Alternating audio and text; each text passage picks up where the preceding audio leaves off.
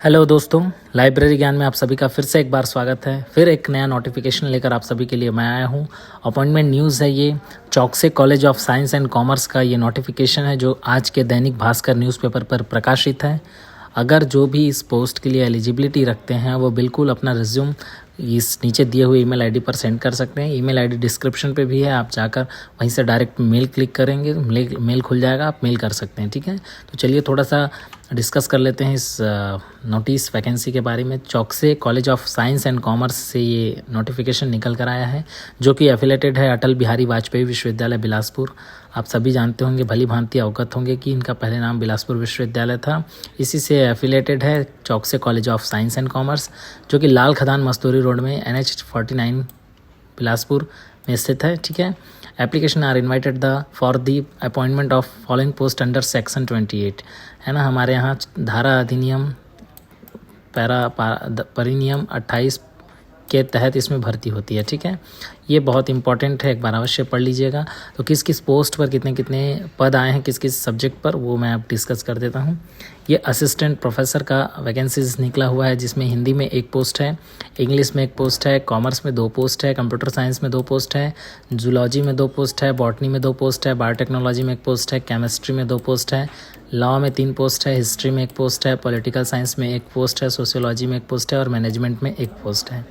कुछ बातें और करना चाहूँगा मैं यहाँ। अगर आप असिस्टेंट प्रोफेसर का फॉर्म डालते हैं और आपके पास नेट है, ठीक है, नेट है या PhD है या MPhil है तो आपको प्रेफरेंस पहले मिलेगा। ठीक है, अगर नेट PhD MPhil नहीं है तो अगर आपके पास टीचिंग एक्सपीरियंस है तो हो सकता है आपके चांसेस हो सकते हैं। ठीक है, इसके अलावा वो इंटरव्यू कंडक्ट करेंगे। इंटरव्यू कंडक्ट करने के बाद आपका परफॉर्मेंस बेस्ड पर आपका सिलेक्शन होगा, तो इसे भी ध्यान में रखकर आप तैयारी कर सकते हैं। और इस जो भी एक अच्छा न्यू रिज्यूम जो होगा आपका करंट आज के डेट तक का, वो अपडेट करके रखिए और मेल कर दीजिए। ठीक है, अब जो इम्पोर्टेंट हम बात करते हैं वो नॉन टीचिंग पोस्ट के बारे में बात करते हैं, जिसके लिए है librarian, assistant librarian, computer operator, assistant computer operator, accountant, office assistant, assistant grade 3 और लैब टेक्नीशियन। ठीक है, zoology, botany, chemistry, biotechnology, computer.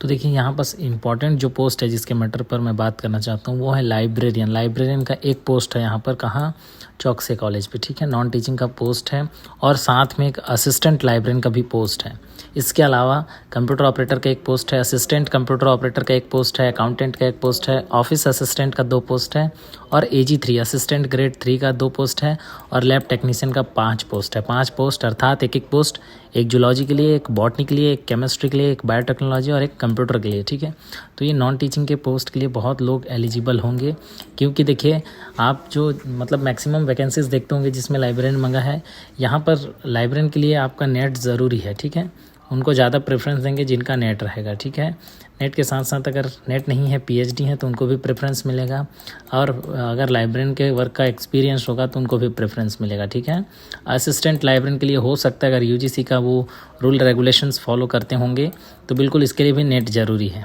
और नहीं होगा तो फिर एक्सपीरियंस अगर किसी के पास हो या MPhil हो या PhD हो तो उनको रख सकते हैं। ठीक है, बाकी तो बाद में इंटरव्यू होगा तब पता चलेगा, है ना। कंप्यूटर ऑपरेटर आपके पास एक ग्रेजुएशन होना चाहिए या 12th होना चाहिए, DCA होना चाहिए। ठीक है, असिस्टेंट कंप्यूटर ऑपरेटर में भी ऐसा ही क्वालिफिकेशन होगा।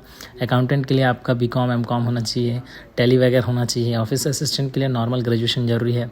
AG3 के लिए ग्रेजुएशन और टाइपिंग स्किल आपके पास अच्छा होना चाहिए। और लैब टेक्नीशियन के लिए आपको साइंस बैकग्राउंड का बेहतरीन नॉलेज होना चाहिए। ठीक है, लैब में क्या क्या चीज़ें होती हैं, कैसे कैसे वर्क नेचर है, उन सब चीज़ों के बारे में बहुत अच्छे से आपके पास ज्ञान हो। ठीक है, अब देखिए कुछ important instructions. The qualification and pay scale for the above post will be valid as per the pay scale prescribed by UGC and the eligibility and pay scale prescribed by the state government. अब कुछ चीज़ें लिखा गया है, आप देख सकते हैं, UGC और स्टेट गवर्नमेंट। तो स्टेट गवर्नमेंट में जो पे स्केल होगा उस हिसाब से, उससे कम या उससे ज़्यादा ऐसा नहीं है, उस हिसाब से आप देख सकते हैं। ऑनलाइन अपलोड है सब UGC के जो प्रिस्क्राइब पे स्केल फॉर्मेट है स्टेट गवर्नमेंट का, वो। ठीक है, अब जिनको भी ये फॉर्म फिल करना हो तो इसका तो कोई फॉर्म है नहीं, आप जो भी इंटरेस्टेड कैंडिडेट्स हैं should send their resume at this email ID। ये email ID मैं डिस्क्रिप्शन पे भी डाल दूंगा, आप वहाँ क्लिक करके डायरेक्ट मेल कर सकते हैं। ठीक है, प्रिंसिपल CCSC@CECbilaspur.ac.in पर आप इस नोटिफिकेशन जारी होने के 7 दिन के अंदर आप अवश्य भेज दें और अपना लेटेस्ट रिज्यूम बनाइए। आज के डेट तक आपका क्या वर्क एक्सपीरियंस है, कहाँ कहाँ आप टीचिंग किए हैं, कहाँ कहाँ आप नॉन टीचिंग है, जैसा भी वर्क हो, जहाँ का भी एक्सपीरियंस हो बिल्कुल अटैच कीजिए, ठीक है।